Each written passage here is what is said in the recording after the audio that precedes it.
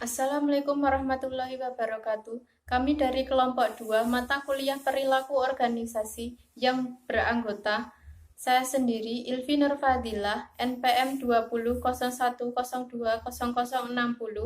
Alvina Anggraini Kumalaning Tias NPM 2001020037, Yulisma Kurniasari NPM 2001020063, Ardian Dwi Cahyo NPM 2001020070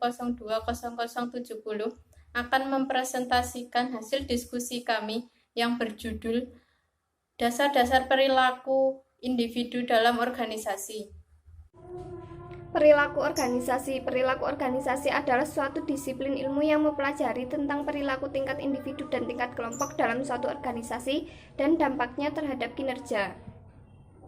Tingkat-tingkat keragaman. Yang pertama, keragaman level permukaan, yaitu perbedaan-perbedaan dalam karakteristik yang mudah dinilai seperti jenis kelamin, ras, etnis, umur, kecacatan yang tidak selalu merefleksasikan cara orang berpikir atau merasa, tetapi dapat memunculkan stereotip tertentu.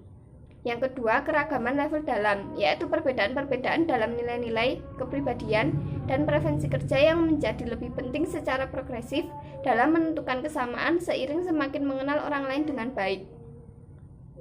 Diskriminasi, yaitu memperhatikan perbedaan antara satu hal dengan hal lain, di mana penilaian kepada seseorang berdasarkan stereotip kelompok demografis mereka. Karakteristik biografis. Yang pertama, usia, yang kedua, jenis kelamin, yang ketiga, ras dan etnis, yang keempat, disabilitas. Umur. Secara umum, kerja yang lebih tua memiliki tingkat ketidakhadiran yang lebih rendah dibandingkan para pekerja yang lebih muda, tetapi mereka memiliki tingkat ketidakhadiran yang lebih tinggi yang tidak dapat dihindari. Misalnya kondisi kesehatan dan periode pemulihan yang lebih lama. A. Bagi karyawan profesional, seiring bertambahnya usia, kepuasan kerja juga meningkat. B. Karyawan non-profesional, kepuasan merosot selama usia tengah baya dan kemudian naik lagi dalam tahun-tahun selanjutnya. Jenis kelamin. Jenis kelamin umumnya tidak ada perbedaan yang konsisten antara pria dan wanita dalam hal kemampuan memecahkan masalah, keterampilan analisis, dorongan kompetitif, motivasi, sosiabilitas, produktivitas pekerjaan, kepuasan kerja, atau kemampuan belajar. Namun, hasil studi menunjukkan bahwa wanita lebih bersedia mematuhi wewenang dibandingkan pria yang lebih agresif dan lebih besar kemungkinannya dalam memiliki pengharapan untuk sukses, namun tetap saja perbedaannya kecil. Ras dan etnis. Angkatan kerja sekarang tidaklah sama dengan angkatan kerja dahulu. Tenaga kerja zaman sekarang lebih beragam dari sisi nilai bahasa, keterampilan, dan persaingan pendidikan. Dengan makin banyak latar belakang, keragaman, dan budaya di tempat kerja, membawa perbedaan-perbedaan utama dalam nilai, etika kerja, dan norma-norma yang berlaku. Persoalan komunikasi, ketidakpekaan, dan pengabaian akan menjadi perhatian utama manajemen. Terdapat perbedaan dalam bagaimana individu dari kebudayaan yang berbeda bereaksi terhadap permintaan untuk bekerja lebih keras. Oleh karena itu, para manajer harus belajar bagaimana berurusan dengan perbedaan yang akan mereka temukan pada tenaga kerja yang beragam. Semua itu tergantung dari prestasi kerja yang dia miliki. Disabilitas. Dalam UU nomor 13 tahun 2003 tentang ketenagakerjaan, yaitu dalam penjelasan pasal 5 dan secara tegas dalam pasal 28. Pasal 28 UU Ketenagakerjaan menyatakan pengusaha harus mempekerjakan sekurang-kurangnya 1 orang penyandang cacat yang memenuhi persyaratan jabatan dan kualifikasi pekerja pada perusahaannya untuk setiap 100 orang pekerja pada perusahaannya.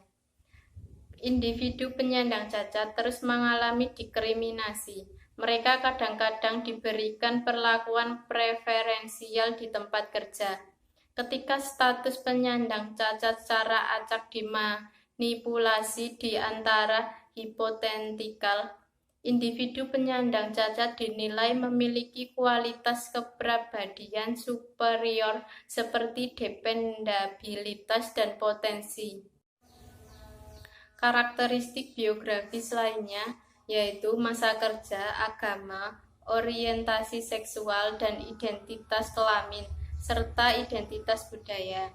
Masa kerja merupakan variabel yang penting dalam menjelaskan tingkat pengunduran diri karyawan. Semakin lama seseorang berada dalam pekerjaan, semakin kecil dia mengundurkan diri. Lagi pula, konsisten dengan penelitian yang menunjukkan bahwa perilaku masa lalu merupakan indikator peramal terbaik untuk memperkirakan perilaku masa depan. Bukti menunjukkan bahwa masa pekerjaan terdahulu dari seorang karyawan merupakan indikator perkiraan yang ampuh atas pengunduran diri karyawan itu di masa mendatang. Bukti tersebut menunjukkan bahwa masa kerja dan kepuasan saling berkaitan positif. Memang, ketika usia dan masa kerja diperlakukan secara terpisah, tampaknya masa kerja akan menjadi indikator perkiraan yang lebih konsisten dan mantap atas kepuasan kerja dari para usia kronologis. Yang berikutnya itu adalah agama.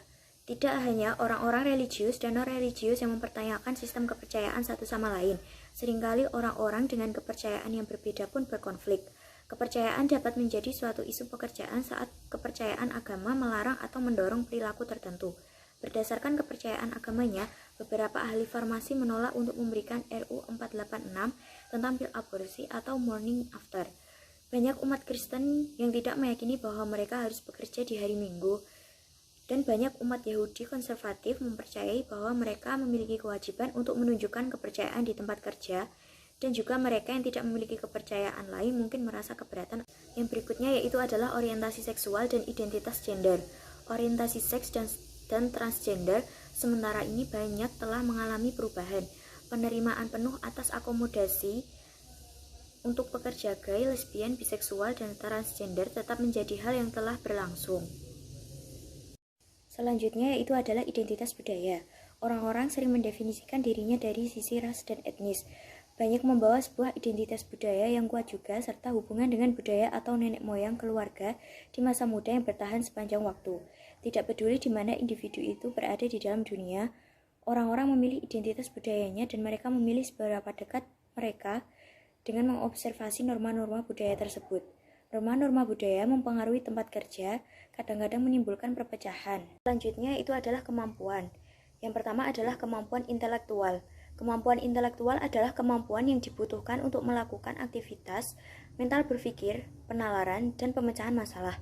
Orang-orang cerdas pada umumnya memperoleh lebih banyak uang dan memperoleh tingkat pendidikan yang lebih tinggi. Mereka juga semakin mungkin untuk muncul sebagai pemimpin kelompok. 7 dimensi paling sering disebut untuk membentuk kemampuan intelektual, diantaranya itu adalah kecerdasan angka, komprehensi verbal, kecepatan perspektual, penalaran induktif, penalaran deduktif, visualisasi spesial, dan ingatan. Yang kedua yaitu adalah kemampuan mental general. Kemampuan mental general adalah faktor kecerdasan secara keseluruhan yang dihasilkan oleh kolerasi positif antara dimensi kemampuan intelektual spesifik. Pekerjaan berbeda-beda dari sisi permintaannya atas kemampuan intelektual. Riset secara konsisten menunjukkan sebuah korelasi antara kemampuan kognitif dan kinerja. Semakin kompleks suatu pekerjaan, maka hal dalam pemrosesan informasi semakin lama memerlukan kecerdasan dan kemampuan verbal untuk menunjukkan dengan sukses. Selanjutnya, kemampuan fisik. Kemampuan fisik adalah kapasitas untuk melakukan tugas yang menuntut stamina, ketangkasan, kekuatan, dan karakteristik yang sama. Meskipun perubahan alami pekerjaan menyebabkan kemampuan intelektual semakin semangat untuk banyak pekerjaan, kemampuan fisik telah dan akan tetap bernilai. Ada 9 kemampuan fisik dasar dari manusia, yaitu kekuatan dinamis, otot, statis, eksplosif, fleksibilitas, memanjang, fleksibilitas dinamis, koordinasi tubuh, keseimbangan, dan stamina. Mengimplementasi strategi manajemen keragaman. Menarik, memilih, mengembangkan, dan mempertahankan pekerja yang beragam.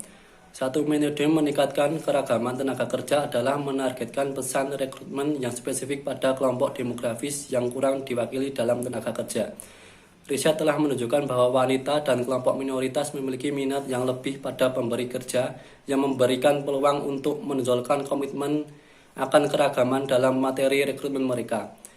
Saat manajer menggunakan protokol yang didefinisikan dengan baik untuk senilai talenta dan organisasi secara jelas, memprioritaskan kebijakan non-diskriminasi, kualifikasi menjadi lebih penting dalam menentukan siapa yang diterima dibandingkan karakteristik demografis. Keragaman dalam kelompok. Tim yang keragaman atau yang homogen paling efektif bergantung pada karakteristik kepentingan. Keragaman demografis tidak kelihatan baik membentuk maupun melukai kinerja tim secara umum. Di sisi lain, tim dari individu-individu yang sangat intelijen, hati-hati, dan tertarik bekerja dalam tim lebih efektif. Oleh karena itu, keragaman dalam variabel-variabel ini mungkin menjadi sebuah hal yang buruk. Masuk akal untuk mencoba membentuk tim yang menggabungkan anggota-anggota dengan kecerdasan, ketelitian, dan minat bekerja dalam tim yang lebih rendah. Dalam kasus-kasus lainnya, perbedaan dapat menjadi kekuatan kelompok individu-individu dengan jenis keahlian dan pendidikan yang berbeda, lebih efektif daripada kelompok homogen. Sama halnya dengan sebuah kelompok yang dibentuk oleh orang-orang yang agresif seluruhnya ingin memimpin atau sebuah kelompok yang anggotanya lebih memilih untuk mengikuti pemimpin yang lain akan menjadi kurang efektif dibandingkan kelompok yang menggabungkan pemimpin dan pengikut. Program keragaman efektif. Program tenaga kerja yang efektif dan komprehensif mendorong agar keragaman memiliki 3 komponen yang nyata. Pertama, mereka mengajarkan manajer mengenal kerangka kerja legal bagi peluang pekerjaan yang sama dan mendorong perlakuan adil atas semua orang tanpa memandang karakteristik demografinya. Kedua, mereka mengajarkan manajer bagaimana sebuah tenaga kerja yang beragam akan lebih baik dalam melayani pasar yang beragam dari klien dan pelanggan. Ketiga, mereka mempercepat praktik perkembangan pribadi yang mengeluarkan keahlian dan kemampuan semua pekerja, mengakui bagaimana perbedaan perspektif dan dapat menjadi cara yang bernilai untuk meningkatkan kinerja setiap orang.